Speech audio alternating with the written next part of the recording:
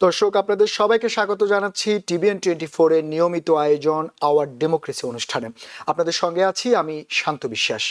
আপনারা জানেন আজ একটি ঘটনাবহুল দিন পার করেছে আমেরিকা, এবং সেই সঙ্গে আপনারা জানেন যে আগামীকাল থেকে শুরু হতে যাচ্ছে সেই বহুল প্রতীক্ষিত জাতিসংঘের ৮০তম অধিবেশন।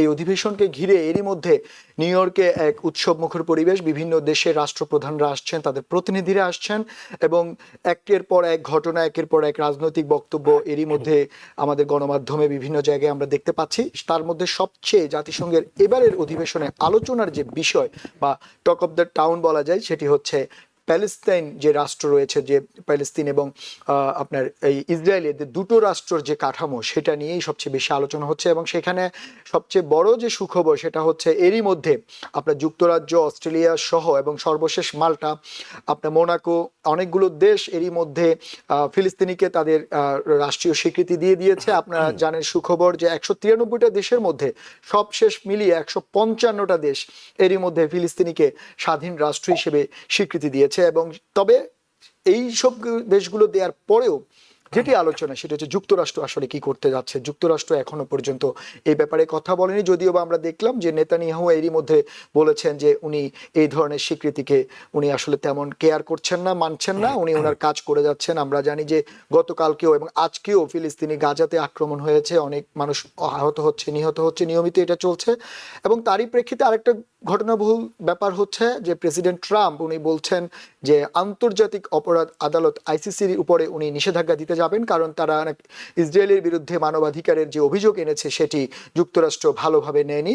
সেই জন্য তারা সেই নিষেধাজ্ঞার দিকে হাঁটছেন যুক্তরাষ্ট্র, এবং সম্ভবত দু একদিনের মধ্যে সেই নিষেধাজ্ঞা আসতে পারে, গণমাধ্যমে এমন খবর বেরিয়েছে।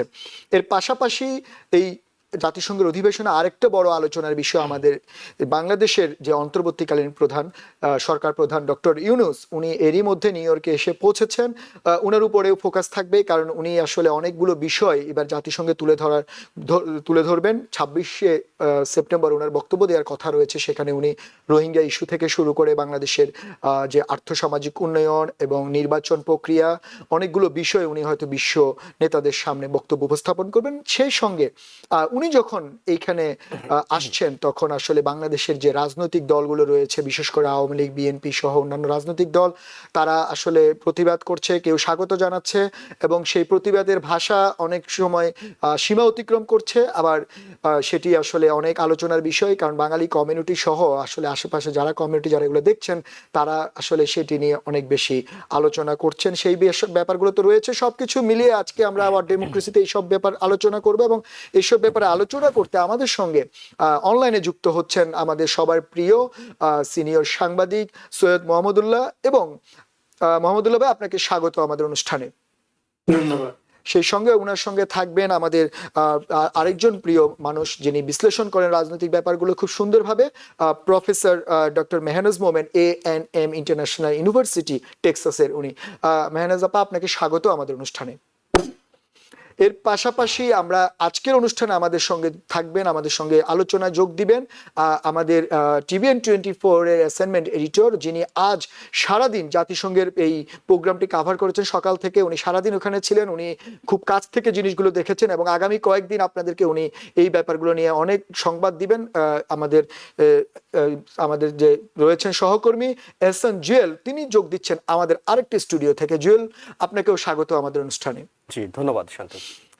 আমরা আলোচনায় যাওয়ার আগে আমরা শুরুতে আমরা সৈয়দ মোহাম্মদুল্লাহ ভাই এবং মেহনাজ আপা আপনাদেরকেও আছেন, আমরা একটু শুরুতে আমরা একটু এহসান জুয়েলের কাছে যেতে চাই, যে আসলে উনি সারাদিন ছিল জাতিসংঘের আজকে, একদম মানে প্রফেসর ইউনূসের আশা থেকে শুরু করে সবশেষ আসলে যে বাংলাদেশের আন্দোলন বা সবকিছু মিলিয়ে উনি খুব কাছ থেকে দেখেছেন। আমরা একটু ওনার থেকে জানতে চাইবো, জুয়েল, আপনার কাছে আসলে এই মুহূর্তে জাতিসংঘের আপনি মানে খবর তো বেরোচ্ছে, যদিও বা আগামী কয়েকদিন আপনি আরো খবর দিবেন, কিন্তু আজকের দিনের আপনার কাছে আসলে কি কি আপডেট রয়েছে আমাদের দর্শকদের জন্য একটু বলতেন। শান্ত, ধন্যবাদ জানাচ্ছি। একই সঙ্গে দর্শক যারা দেখছিলেন তাদেরও ধন্যবাদ জানাচ্ছি। জাতিসংঘের ৮০তম সাধারণ অধিবেশন গুলো তো আজকে থেকে শুরু হয়ে গেছে। হাই লেভেল মিটিং গুলো আজকে থেকে শুরু হয়েছে, এবং বেশ কয়েকটি হাই লেভেল মিটিং হয়েছে, অনেকগুলো ফটো সেশন হয়েছে। তবে আমাদের জন্য, অর্থাৎ আমাদের কমিউনিটি কিংবা আমাদের দর্শক যারা আছেন, তাদের জন্য দুটো ঘটনা খুবই উল্লেখযোগ্য। একটি প্যালেস্তাইন ইস্যুতে, অন্যটি বাংলাদেশ ইস্যুতে। শুরুতে যদি প্যালেস্তানি বিষয়টি বলি, তাহলে বিকেল 3টায় জাতিসংঘের অ্যাসেম্বলি হলে আজকে যে সামিটটি হয়েছে, একেবারে হাই লেভেল সামিট, যেখানে সৌদি আরব এবং ফ্রান্সের যৌথ সভাপতিত্বের এটি হয়েছে। ফ্রান্সের প্রেসিডেন্ট ইমানুয়েল ম্যাক্রো যৌথ সভাপতিত্ব করেছেন। অন্যদিকে সৌদি আরবের যুবরাজ, তিনি যদিও সশরীরে ছিলেন না, ভিডিও লিঙ্কের মাধ্যমে তিনি যোগ দিয়েছিলেন, সৌদি আরবের পররাষ্ট্রমন্ত্রী ছিলেন। এটি নানা কারণে গুরুত্বপূর্ণ। এই কারণে বলা হচ্ছে জাতিসংঘের জেনারেল ডিবেট এটি আগামীকাল শুরু হতে যাচ্ছে, অর্থাৎ রাষ্ট্রনেতারা বক্তব্য রাখতে শুরু করবেন।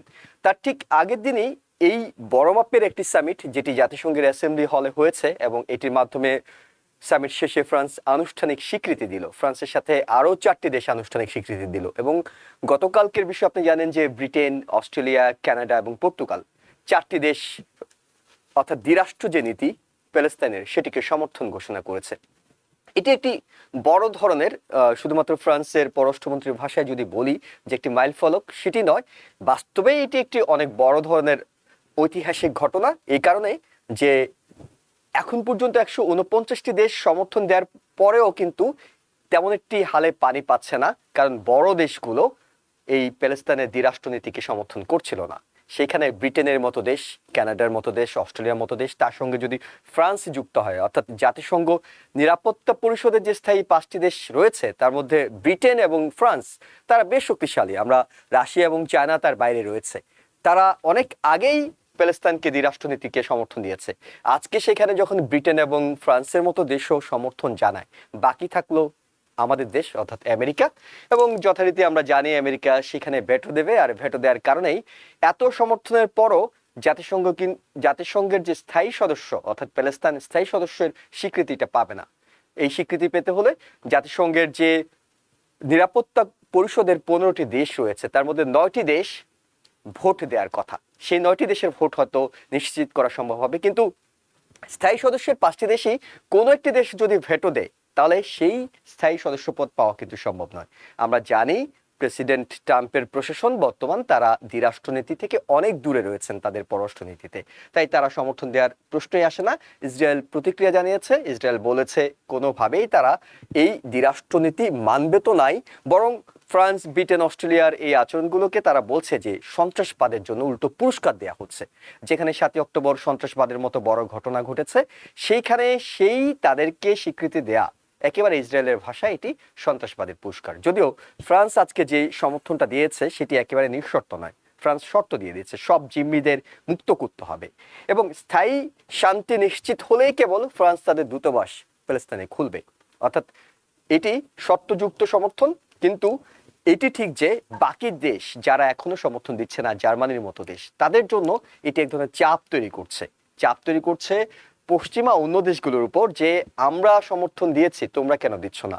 আমেরিকার ভিন্ন ইন্টারেস্ট থাকতে পারে ইসরায়েলের ইস্যুতে, কিন্তু পশ্চিমা দেশগুলো কেন এরকম একটি ঘটনার পরও যুদ্ধ বন্ধে উদ্যোগী হচ্ছে না কিংবা সমর্থনটা দিচ্ছে না? জুয়েল, একটু আপনাকে থামাতে হচ্ছে। জুয়েল ভাই, আপনাকে আমরা আসলে যেটা আপনি যেই কথাগুলো বললেন যে এই যে অনেক শক্তিশালী দেশ সমর্থন দিচ্ছে বা এত দেশ দেওয়ার পরেও একটা যেই জিনিসটা শঙ্কার জায়গা, সেটি হচ্ছে যুক্তরাষ্ট্র আসলে কোন দিকে যায়।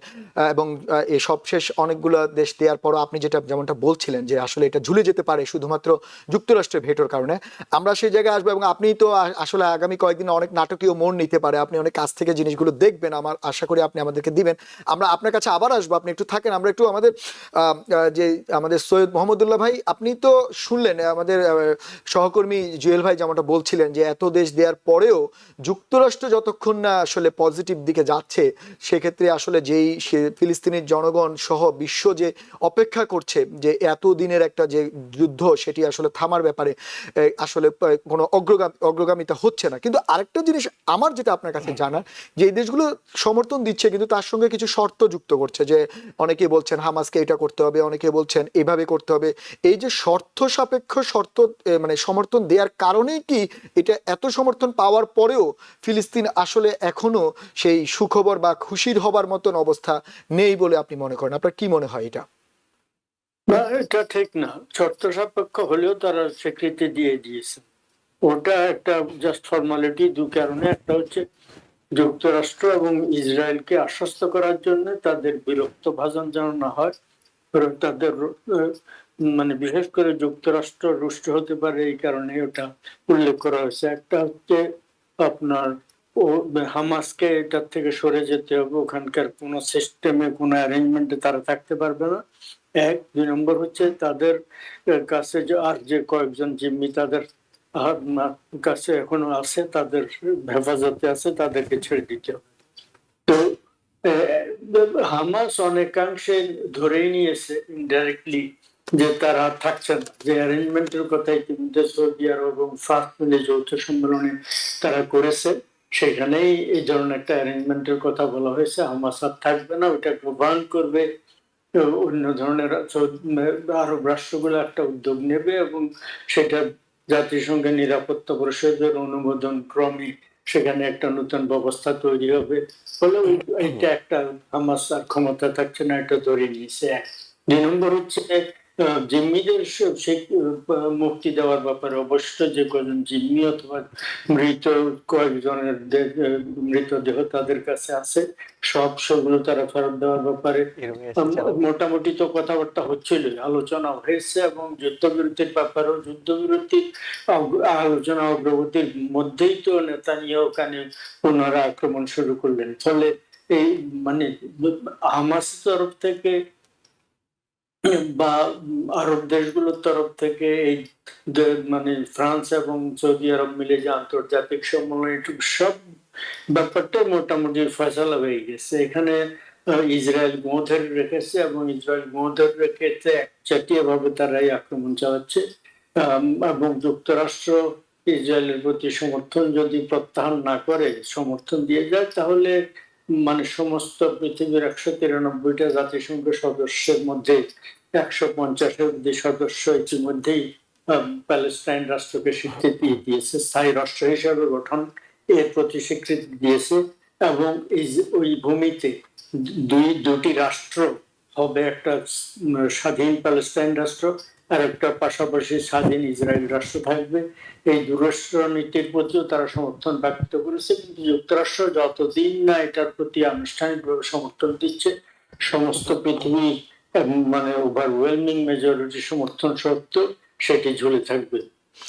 আপনি যেমনটা বলছিলেন না, যে এত সমর্থন দেওয়ার পরও, যেটা আমাদের সহকর্মী জুয়েল ভাইও বলছিল যে তারপরও ঝুলে থাকবে। আমরা দেখলাম আসলে যুক্তরাষ্ট্র এখানে কি ভূমিকা রাখে। যেমন এইবার আসলে আপনারা জানেন যে ফিলিস্তিনের কোনো প্রতিনিধি জাতিসংঘ অধিবেশনে যোগ দিতে পারছেন না, ইনক্লুডিং আপনার মাহমুদ আব্বাস সহ, ওনাদেরকে ভিসা দেওয়া হয়নি যুক্তরাষ্ট্র পক্ষ থেকে এবং রেস্ট্রিকশন দেওয়া হয়েছে।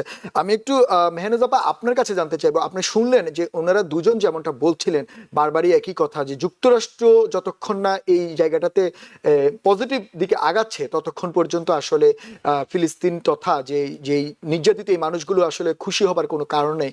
কিন্তু অনেকেরই প্রশ্ন যে যুক্তরাষ্ট্র এত দেশের মানে 193টার মধ্যে প্রায় 155টা দেশ, 150-এর উপরে সমর্থন দেওয়ার পর যুক্তরাষ্ট্র আসলে কি চায়, মানে যুক্তরাষ্ট্র কেন আসলে এই ধরনের, একদিকে যুক্তরাষ্ট্র বলছে যে তারা মানবাধিকারের জন্য চেষ্টা করে, তাদের মানবাধিকার এবং তারা তাদের যে মিত্ররা, বিশেষ করে আমরা দেখলাম যুক্তরাজ্য, অস্ট্রেলিয়া সহ এই ইভেন ফ্রান্স দিল, তো এরপরও কি যুক্তরাষ্ট্র আপনার মনে হয় যে এত তাদের মিত্ররাও তাদের মানে তার বিরুদ্ধে বলতে গেলে অবস্থান নিয়েছে, এরপরও কি যুক্তরাষ্ট্র নমনীয় হবে? আপনি কি মনে করেন? যদিও আগামীকাল প্রেসিডেন্ট ট্রাম্প হয়তো বক্তব্য দিবে, সেখানে হয়তো অনেক কিছু ক্লিয়ার হবে, তারপর আপনার কি মনে হয় যুক্তরাষ্ট্র কি নমনীয় হবার সম্ভাবনা আপনি দেখেন? ইসরায়েল আসলে কি? ইসরায়েল কিন্তু যুক্তরাষ্ট্রের একটা আউটপোস্ট, যেটা আপনার দ্বিতীয় বিশ্বযুদ্ধের পরে ব্রিটেন যেটা আপনার স্থাপন করেছিল, এবং এই ইসরায়েলের মাধ্যমেই পুরো মধ্যপ্রাচ্যে যুক্তরাষ্ট্র তার কন্ট্রোলটা রাখে। কাজে এখানে আপনার রাষ্ট্রের যে স্টেক আছে সেই অনুযায়ী যুক্তরাষ্ট্র কখনোই নমনীয় হবে না। এর আগ পর্যন্ত, ট্রাম্প আসার আগ পর্যন্ত অন্যান্য প্রেসিডেন্ট, যেটা রিপাবলিকানই হোক বা ডেমোক্রেটিকই হোক, আমরা দেখেছি যেখানে তারা যুক্তরাষ্ট্র অ্যাটলিস্ট কথা বলার সময় তারা এই যে দুই রাষ্ট্রের প্রতি সমর্থন জানিয়েছে এবং তারা অনেকভাবে প্রমাণ করতে চেষ্টা করেছে তাদের একটা নিরপেক্ষ অবস্থান আছে, যেটা তাদের কখনোই ছিল না, কিন্তু অ্যাটলিস্ট একটা প্রচেষ্টা ছিল সেই জিনিস আপনার প্রমাণ করার। কিন্তু এখন যুক্তরাষ্ট্র খুবই নগ্নভাবে একদম ইসরায়েলের সবকিছুকে সমর্থন করছে। শুধু তাই নয়, ইসরায়েল এই যে আপনার গাজা থেকে এই এথনিক ক্লেন্সিং করে মানুষ বিতরণ করে এখানে আপনার ওরা ওরা স্পষ্টই বলছে যে এই যুদ্ধে আমাদের অনেক টাকা ব্যয় হয়েছে, এখন আমাদের সেটা উসুল করতে হবে। এটা একটা অনেক বড় রিয়ালিস্টিক অপরচুনিটি এবং যুক্তরাষ্ট্র চাচ্ছে যে এইটার প্রফিটও তারা ভাগ বসাবে। কাজে এই অবস্থায় যুক্তরাষ্ট্রের নমনীয় হওয়ার আমি কোনো সম্ভাবনা দেখি না। কিন্তু আমি আপনার আগের যে আলোচনাগুলো ছিল সেখানে আমি একটা জিনিস খালি যোগ করতে চাই, শুধুমাত্র কোন রাষ্ট্র স্বীকৃতি দিচ্ছে সেটা না চিন্তা করে আরেকটা জিনিস দেখতে হবে। এই যে বিভিন্ন রাষ্ট্রগুলো স্বীকৃতি দিচ্ছে সেটা মূলত কিন্তু তাদের জনগণের চাপ থেকে আসছে। কিন্তু যদি এই জনগণের এই বিপুল সংখ্যক এই পৃথিবীর বিভিন্ন দেশে আমরা যে প্যালেস্টাইনের পক্ষে আমরা যে সমর্থন দেখছি, এই চাপটা না থাকতো তাহলে কিন্তু কোনো দেশই এই সমর্থনটা দিত না। আর যেটা আপনার রাষ্ট্র ব্যবস্থা হয় সেখানে আপনার যে কূটনৈতিক স্টেক গুলো থাকে, অর্থনৈতিক স্টেক গুলো থাকে, আপনি দেখেন যে কোনো জায়গায় যুদ্ধ হলে পৃথিবীর 5টি দেশে সবচেয়ে বেশি অস্ত্র উৎপাদন করা হয়। কাজে যেখানে যুদ্ধ হবে এটা তাদের বাজার। এগুলো কিন্তু আমরা যে নিরাপত্তা মানে কক্ষের যে সদস্যদের কথা বলি, এরাই মোটামুটি এই যুদ্ধ এই অস্ত্র উৎপাদন করে। নিরাপত্তা পরিষদের এই যে 5টি সদস্য তারাই আসলে ঘুরে ফিরে তাদের মধ্যে ইউকে, ফ্রান্স, জার্মানি এরাই তো মেইন অস্ত্র উৎপাদন করে। হ্যাঁ, এরকম অনেক ধরনের আপনার কূটনৈতিক তারপরে অর্থনৈতিক স্টেক আছে। এরা কিন্তু কোনো ক্রমে এখানে নমনীয় হতো না, নমনীয় হতে বাধ্য হয়েছে শুধু এই একটি কারণে, যেখানে আপনার তাদের দেশের জনগণরা যেভাবে করে আপনার প্যালেস্টাইনকে সমর্থন দিচ্ছে তখন তাদের কাছে আর কোনো উপায় নাই। আমেরিকার ব্যাপারটা আরেকটু ভিন্ন, শুধু যে আমেরিকার ডিরেক্ট স্টেক আছে তা না, আমেরিকায় কিন্তু আপনার 2টা পলিটিক্যাল পার্টি তারা ভোটারদের থেকে বেশি তারা ডোনারদের গণ্য করে। এই ডোনাররা সবাই আপনার ইসরায়েল লবির হাতের মুঠায়। কাজে আমি কিন্তু মানে যদিও এগুলো এক অর্থে এটা একটা সিম্বলিক জেস্টার, কিন্তু সিম্বলিক জেস্টার হলেও এর অনেক মূল্য আছে, এটার অনেক মূল্য আছে। এর পরের স্টেপটা করতে হবে আপনার যে সমস্ত দেশ সমর্থন দিচ্ছে তাদের কিন্তু আপনার ইসরায়েলকে যেমন বিভিন্ন রকমের আপনার স্যাংশন দিতে হবে, তাদেরকে ইসরায়েলকে যাতে বাধ্য করতে হবে যাতে এইটার থেকে তারা সরে আসে।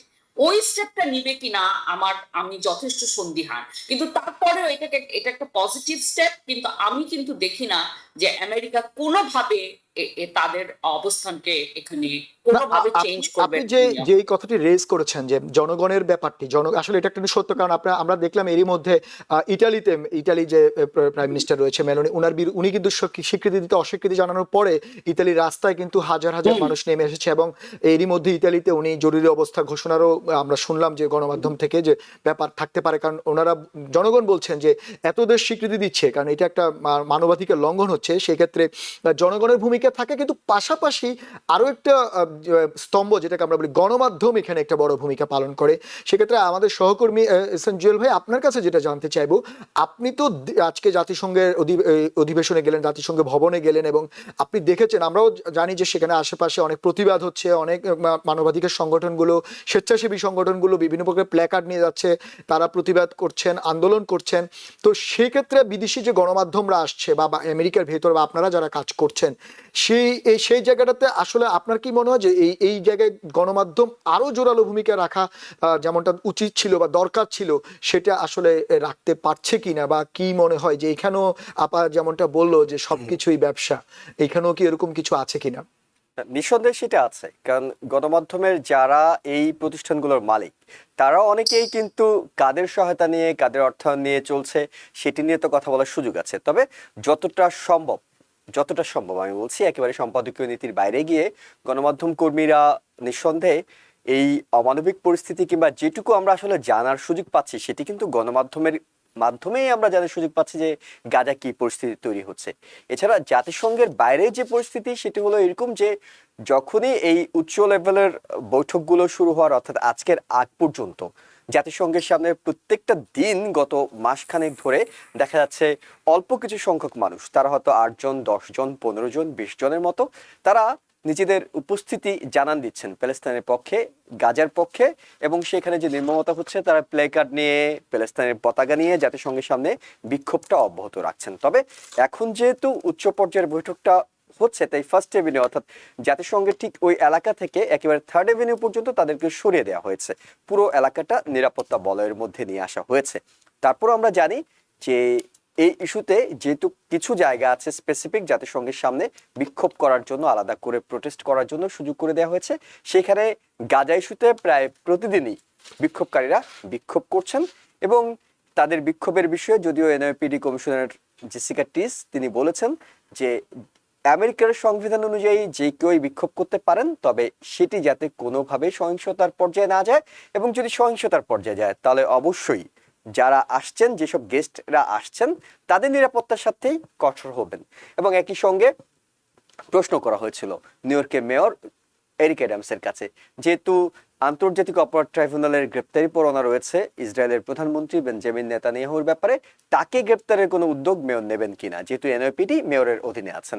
মেয়র কিন্তু স্পষ্ট করেছেন এইখানে যারা আসছেন সবাই নিউ ইয়র্ক সিটির অতিথি, এবং গ্রেপ্তার তো দূরের কথা, তিনি বলছেন নেতানিয়াহুর সঙ্গে তিনি ব্যক্তিগতভাবে গিয়ে সাক্ষাৎ করে আসবেন। অর্থাৎ এই প্যালেস্তাইনের ইস্যুটা এই জাতিসংঘের ভিতরে এবং বাইরে দু জায়গায় সক্রিয় রয়েছে। তার মানে এই পুরো ব্যাপারটা আপনি যেমনটা বললেন যে আসলে এই যে নেতানিয়াহুকে উনি বলছেন অতিথি বলছেন একদিকে, আবার আরেকদিকে আমরা দেখলাম যে অনেকগুলো বিশেষ করে আমাদের নিউ ইয়র্কের অনেক মেয়র প্রার্থী বলেন বা পলিটিক্যাল লোকরা বলেন, তারাও কিন্তু ওনার বিরুদ্ধে সোচ্চার হচ্ছে। আবার একদিকে ওনারা আবার পদ্মার আরেক পিঠে ওনারা বলছেন না এটা এমনটা করা যাবে না, বা আপনি যেটা একটু আগে বললেন। সৈয়দ মোহাম্মদুল্লাহ ভাই, আপনার কাছে এই ব্যাপারটাতে আমি একটু জানতে চাইবো যে এই যে সাংঘর্ষিক অবস্থান, বিশেষ করে আমাদের রাজনৈতিক ব্যক্তিত্বদের, রাজনৈতিক নেতাদের, তারা যখনই ওই আপা যেমনটা বলে জনগণের চাপ হলে এক ধরনের বক্তব্য দিচ্ছে, আবার যখন তাদের নিজেদের মতামত জানানোর প্রয়োজন বা তাদের সমর্থনের প্রয়োজন, বিশেষ করে এই ধরনের নির্যাতিত মানুষের পাশে দাঁড়ানোর জন্য, তখন কিন্তু তাদের বক্তব্যগুলো বদলে যাচ্ছে। এই যে সাংঘর্ষিক ব্যাপার, বিশেষ করে এই জনপ্রতিনিধি বা রাজনৈতিক ব্যক্তিত্বগুলো, সেটা আসলে আপনার কাছে কি মনে হয় কেন আসলে এই ধরনের তারা দেখতেছে মানে একটা জিনিস ঘটছে এবং সেটা নিয়ে বিশ্ব যে সচেতনতা তৈরি হয়েছে, তারপরও তারা সাংঘর্ষিক মন্তব্য করছে? আপনার কাছে কি মনে হয় যে এই, আপনি তো দীর্ঘদিন সাংবাদিকতা করেন, আপনার কাছে কি মনে হয় এই ঘটনাটা ঘটার কারণটা কি? আসলে এই ধরনের এই সাংঘর্ষিক ব্যাপারগুলো কেন সামনে বারবার চলে আসে? প্রফেসর মেহমান অত্যন্ত উল্লেখযোগ্য কথা এর আগে উল্লেখ করেছেন। সেটা হচ্ছে ওই যে প্রভাবশালী যে লবি, ইসরায়েল লবি, এখানে তারা খুব ইম্পর্টেন্ট। রাজনীতি যারা করে যুক্তরাষ্ট্রে, শুনুন একটা তথ্য বলি আপনাকে।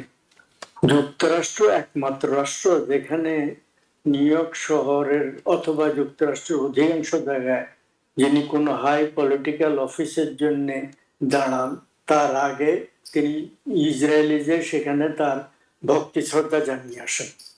পৃথিবীর একমাত্র ছোট একটা দেশ এবং পৃথিবীর একমাত্র রাষ্ট্র যেখান থেকে এরা ভক্তি শ্রদ্ধা, প্রেসিডেন্সিয়াল ক্যান্ডিডেট, গভর্নরের ক্যান্ডিডেট, মেয়রের ক্যান্ডিডেট, কাউন্সিল পার্সনের ক্যান্ডিডেট, ওখানে যে ভক্তি শ্রদ্ধা জানিয়ে আসেন। কত বড় পাওয়ারফুল তারা, কত বড় প্রভাবশালী, এটার থেকে স্পষ্ট বোঝা যায়। সেটাই এখানে কথা। এরিক অ্যাডামস প্রায় জেলে যাওয়ার প্রথম হয়েছিল, প্রেসিডেন্ট ট্রাম্প তাকে রক্ষা করছেন। রক্ষা করতে গিয়ে তার মানে যুক্তরাষ্ট্রের আইন বিভাগে, বিচার বিভাগে রীতিমতো বিক্ষোভ হয়েছিল, অনেক প্রসিকিউটর রিজাইন করেছেন। তো সেই কারণে প্রেসিডেন্ট ট্রাম্পের অবস্থানের প্রতি শ্রদ্ধা প্রদর্শনের জন্য, ইসরায়েল লবির প্রতি শ্রদ্ধা প্রদর্শনের জন্য, তাদের প্রতি তার আনুগত্য প্রকাশ করার জন্য তিনি এই অবস্থা দিয়েছেন। তেমনি ভাবে আর এখানকার যে ডেমোক্রেটিক মেয়রাল প্রাইমারিতে যিনি উইন করেছেন, জোহরান মামদানি, তিনি বলেছেন যুক্তরাষ্ট্রে নিউ ইয়র্কে যখনই নেতানিয়াহু আসেন, যেহেতু তার বিরুদ্ধে আন্তর্জাতিক অপরাধ ট্রাইব্যুনাল, জাতিসংঘের আন্তর্জাতিক অপরাধ ট্রাইব্যুনাল গ্রেফতারি পরোয়ানা জারি করেন, তা গ্রেফতার করবেন।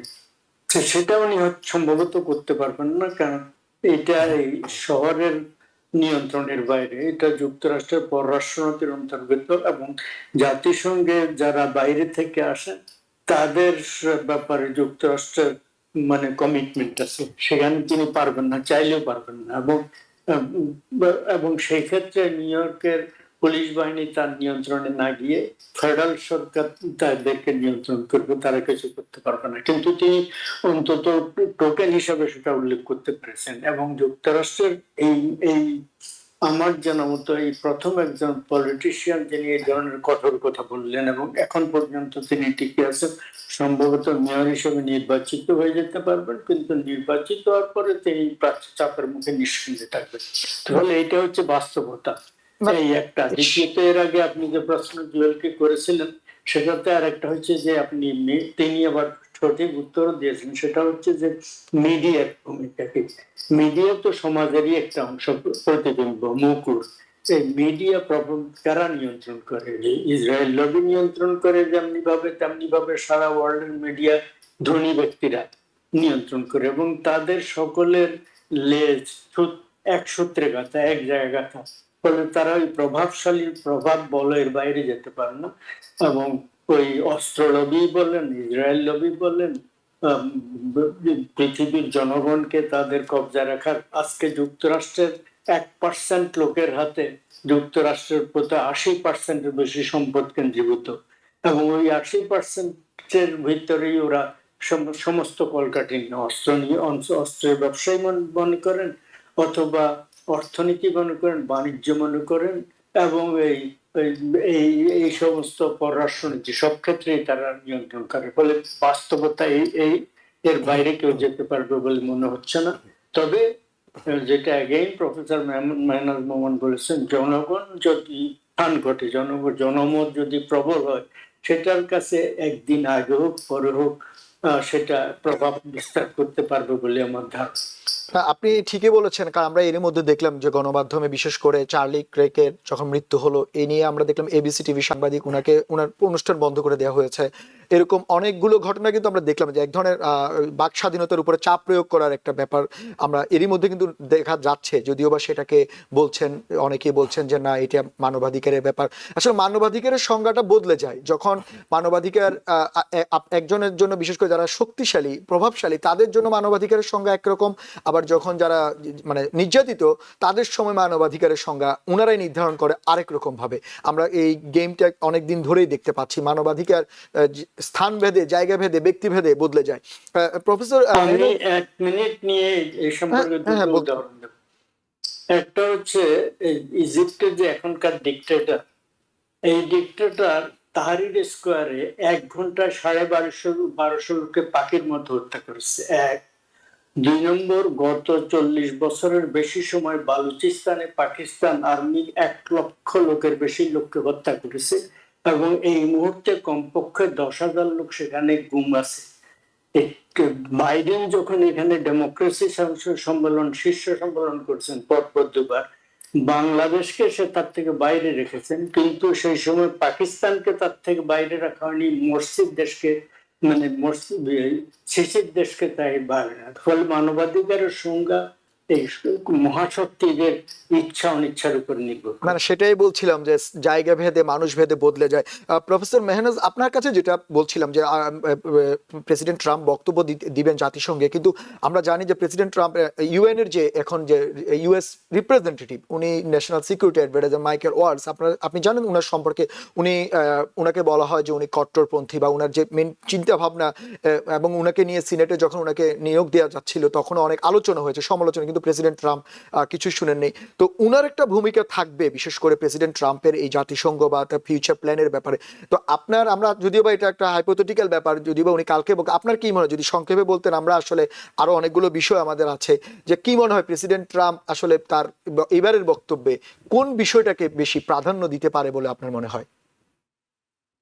যদি আমরা তো ইসরায়েলের কথা বলছিলাম, এখানে ইসরায়েলের প্রতি অকুণ্ঠ সমর্থন জানাবেন এবং প্যালেস্টাইনি রাষ্ট্রের বিরুদ্ধে কথা বলবেন, এবং উনার যত মানে উনার এই প্রশাসনে, ট্রাম্প প্রশাসনে যত মানুষ আছেন সবাই কট্টরপন্থী, এবং আমি এখানে আর কোনো মানে সারপ্রাইজ আমি আশা করি না। কিন্তু এখানে আপনি যে মিডিয়ার কথা যখন হচ্ছিল, সেটা সূত্র ধরে একটা কথা বলতে চাই, যে যেমন আমরা দেখেছি রাষ্ট্র ক্ষমতা ব্যবহার করে জিমি কিমেলকে আপনার তার প্রোগ্রামকে বন্ধ করে দেওয়া হয়েছিল, আজকে কিন্তু আবার বলা হচ্ছে মঙ্গলবার থেকে সেই প্রোগ্রামটি শুরু হবে, এবং এটা একটাই হয়তো মূল কারণ যে প্রচুর মানুষ তাদের ডিজনি যারা ব্যবহার করতো, সাবস্ক্রাইব করতো, তাদের সাবস্ক্রিপশন তারা ক্যান্সেল। হ্যাঁ, এবং এইটাতে কিন্তু কত মিলিয়ন ডলার, আমি এখন সংখ্যাটি ভুলে গেছি, তাদের অলরেডি ক্ষতি হয়ে গেছে।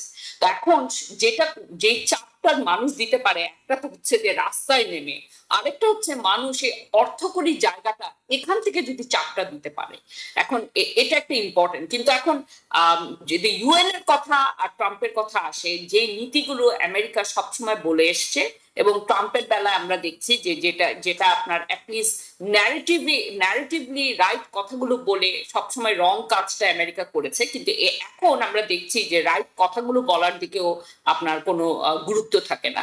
আমি সেটাই আশা করছি যে মানে আমি কোনো সারপ্রাইজ আশা করছি। আচ্ছা, আমরা আসলে জাতিসংঘের ব্যাপারে কথা বললাম, একটু আমরা বাংলাদেশ প্রসঙ্গে আসি। বাংলাদেশের অন্তর্বর্তীকালীন সরকার প্রধান প্রফেসর ইউনূস এরই মধ্যে নিউ ইয়র্কে অবস্থান করছেন এবং উনার নিউ ইয়র্কে আসা এবার খুবই গুরুত্বপূর্ণ। আপনারা জানেন, সবাই আমাদের দর্শকরাও জানেন, কারণ বাংলাদেশে আগামী বছর নির্বাচনের তারিখ বা সময় ঘোষণা করা হয়েছে এবং একটা উদ্ভুত পরিস্থিতিতে বাংলাদেশ এরই মধ্যে যাচ্ছে, বিশেষ করে যে ট্রানজিশন পিরিয়ড গভর্নমেন্ট বাংলাদেশের সবকিছু, এবং সেই সঙ্গে রোহিঙ্গা প্রত্যাবর্তন বারবারই জাতিসংঘে যতজনই বাংলাদেশের রিপ্রেজেন্টেটিভ আসছিল এখানে বারবার উত্থাপন করার চেষ্টা করেছিল, কিন্তু শেষ পর্যন্ত আমরা আলোর মুখ দেখিনি। এর পাশাপাশি যেটা আমি জুয়েল ভাই আপনার কাছে জানতে চাইবো, যে এর পাশাপাশি আমরা দেখলাম যে আসলে বাংলাদেশে তো সমস্যা রয়েছে অনেক, আমরা এইটা একটা সুযোগ বিশ্ব মঞ্চে বাংলাদেশকে উপস্থাপন করার, বিশ্ব নেতাদের সামনে আমাদের সমস্যাগুলো তুলে ধরার, কিন্তু আমরা দেখলাম যে এগুলো নিয়ে আমরা আলোচনা না করে আরেকটা যে বিষয়টা আলোচনা হচ্ছে, আমাদের বাংলাদেশের প্রতিনিধিরা যখন আসছেন রাজনৈতিক কারণে বিশ্বের, আমার মনে হয় না যে অন্য কোনো দেশের এইভাবে রাজনৈতিক নেতারা স্বাগত জানাতেও যায়নি এবং প্রতিবাদেও বা এই ধরনের কিছু হয়নি। আমরা দেখলাম আজকেও অনেকগুলো ঘটনা ঘটেছে, অনেকগুলো নেতাকর্মীর উপরে হামলা বা ডিম নিক্ষেপ হয়েছে, বা প্রতিবাদ অবশ্যই করা যাবে, এটা নিয়ে কোনো সমস্যা নেই, কিন্তু এই প্রতিবাদ বা অতিরিক্ত সংবর্ধনা দেয়া দুটোই যেমন আসলে দৃষ্টিকটু কিনা, বা এটাতে আপনি কি দেখলেন? গতকাল থেকে তো আপনি আসলে আমাদের এই জ্যাকসনের শো আশেপাশে আপনি রিপোর্ট করেছেন, গিয়েছেন, দেখছেন, কি মনে হয় যে আসলে এই যে বাংলাদেশের রাজনীতিটাকে আসলে নিউ ইয়র্ক পর্যন্ত টেনে নিয়ে আসা, এটাতে কে লাভবান হচ্ছে?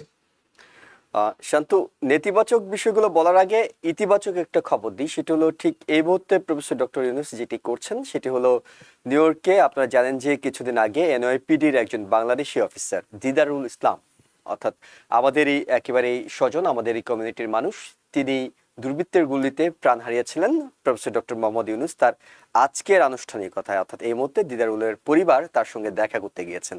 তিনি তার বিশেষ দূতের মাধ্যমে তাদের সঙ্গে যোগাযোগ করেছেন এবং তাদেরকে সমবেদনা জানাতে তাদেরকে তিনি তার হোটেলে ডেকেছেন।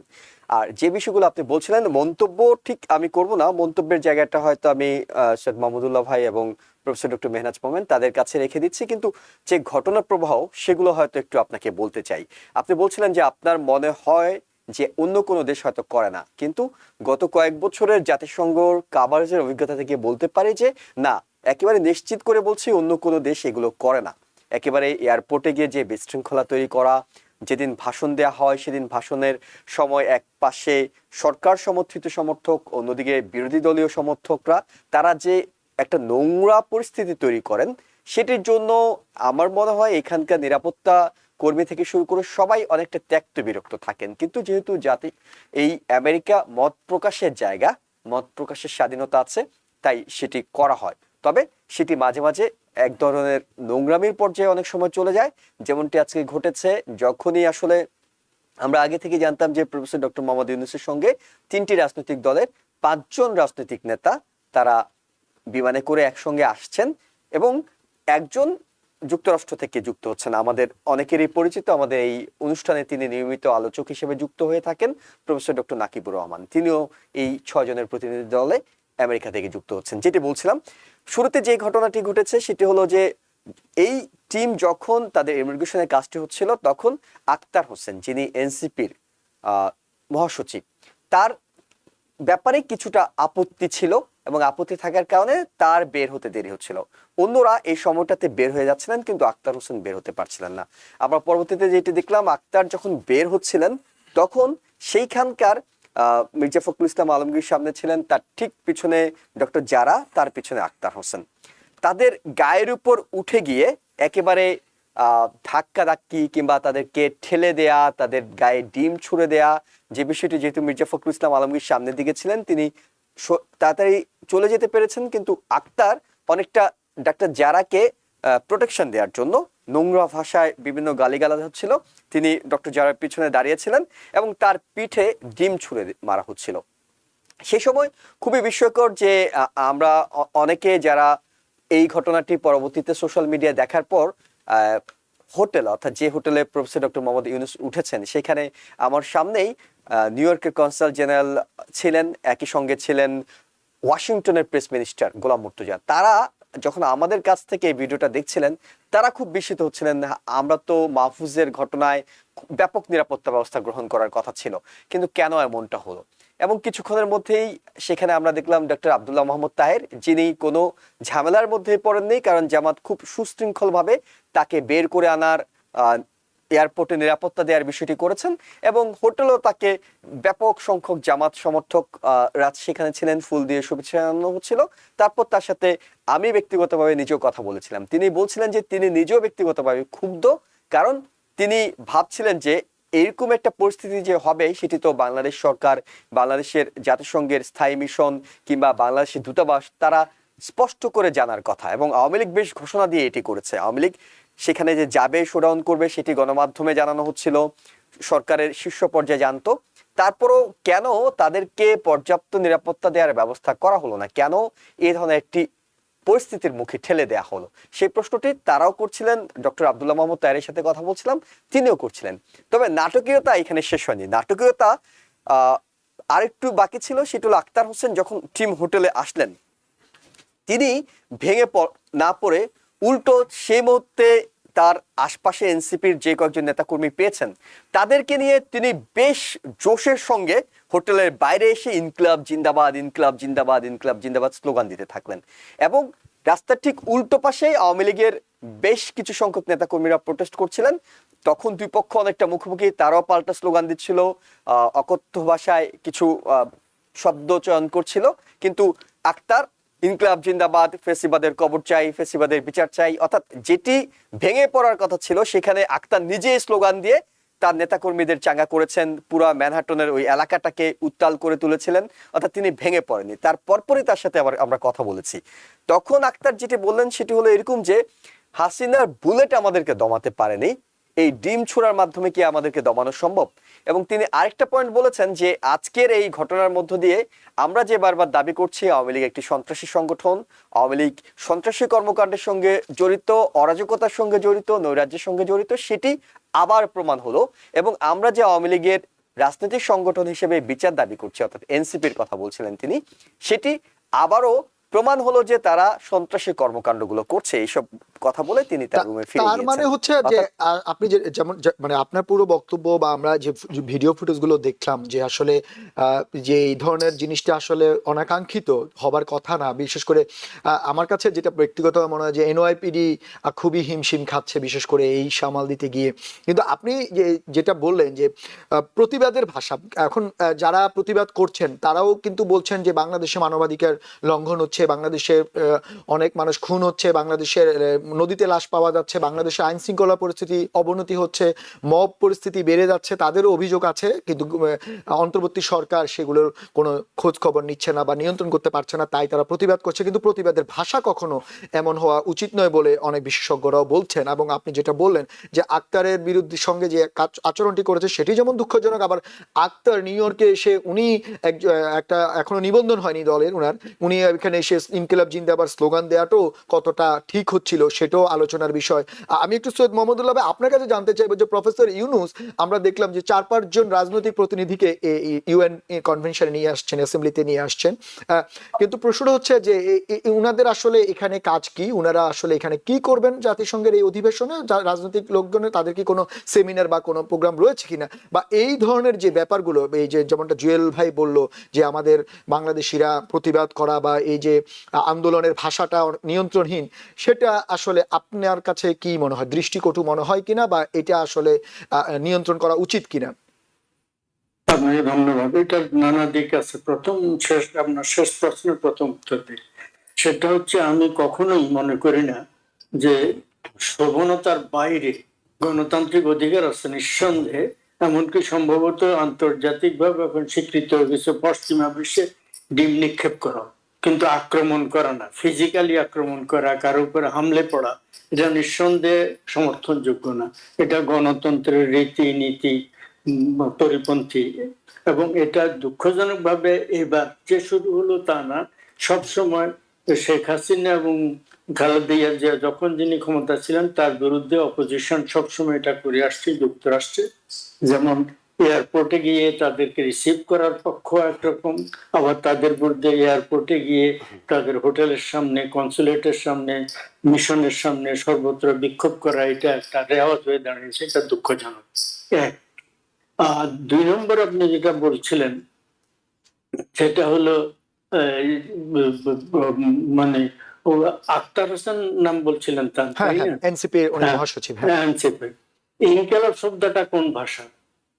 হঠাৎ করে ইনকিলাব শব্দটা ইনকিলাব তাদের তাদের রাজনৈতিক স্লোগান, সেটা না, এটা বাংলাদেশে ভিন্ন একটা তো বিষয়, ভিন্ন আলোচনার বিষয়। আমরা না, এটা না, ভিন্ন আলোচনা। এটা একটা কথা। কথা হচ্ছে যে বাংলাদেশে তো এই এত দিন পর্যন্ত আওয়ামী লীগ, বিএনপি অন্যরা রাজনীতি করেছে, এরা কখনো এই শব্দ ইউজ করে না। মুর্দাবাদ, জিন্দাবাদ এগুলা শুনেছি, পতন হোক, ধ্বংস হোক, এগুলা শুনেছি। ইনকিলাব শব্দ ভারতে ব্যবহার করে, সম্ভবত পাকিস্তানে হয়তো ব্যবহার করে, এটা তারা ব্যবহার করলেন। এই যে তারা চর্চা যেটা শুরু করছেন বাংলাদেশে, এটা দুঃখজনক। মানে তাদের বিরোধীদের বিরুদ্ধে তারা বলবেন, তিনি খেপে দিয়ে সেখানে বলছেন তাদের বিরুদ্ধে তিনি এখনো নিবন্ধিত দল না। আপনি উল্লেখ করলেন নিবন্ধিত হোক, হয়ে যাবে তারা হয়তো। ডক্টর ইউনূস অত্যন্ত কৌশলের সাথে অন্য দুটো দলের রাজনীতিকদের তার সঙ্গে এনেছেন। তার কারণ হচ্ছে তার নিজের তো কোনো দল নেই, তার পক্ষ থাকতে পারে, একটা সমর্থন থাকতে পারে, কিন্তু ওদেরকে আনার কারণে ওদের যে সমর্থকরা, বিএনপির এবং জামাতের সমর্থকরা আওয়ামী লীগের যে সমর্থক ওখানে বিভিন্ন জায়গায় গোলযোগ করছে বা গোলযোগ করবে বলে তাদের ধারণা, তাদের বিরুদ্ধে একটা বলিষ্ঠ ব্যাপক ওদের মানে উপস্থিতি। আমি জানি না আওয়ামী লীগের সেরকম পক্ষে কতজন হয়তো লোক বা ছিল। সেরকম কিছু একটা হলেও হতে পারে না, আমাদের সেই সময়। স্ট্র্যাটেজির কারণে ওটা এসছে এবং এটা মানে নিঃসন্দেহে সফল হয়েছে। তাদের প্রচুর লোক ছিল, এটা সেটা কিন্তু ওভারঅল সৈয়দ মোহাম্মদুল্লাহ ভাই, যেটা আপনি যেমনটা বলছিলেন আপনার কথা ঠিক যে ওরকম হতে পারে, বা আমাদের সময় আসলে খুবই কম, অল্প একটু সময়।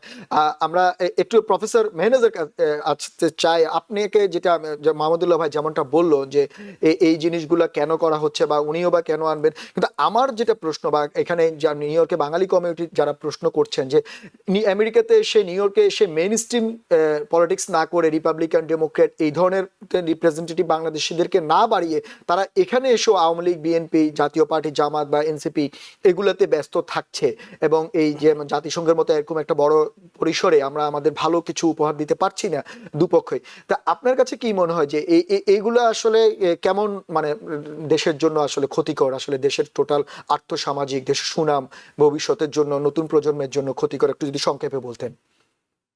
খুবই সংক্ষেপে বলছি, আমরা যে ধরনের বিরোধিতা, যে ধরনের অসৌজন্যমূলক আচরণ দেখছি, এটা কিন্তু বাংলাদেশের পলিটিক্যাল কালচার থেকে এটা এসছে, বা বাংলাদেশে যেটা হতো এখানে হচ্ছে।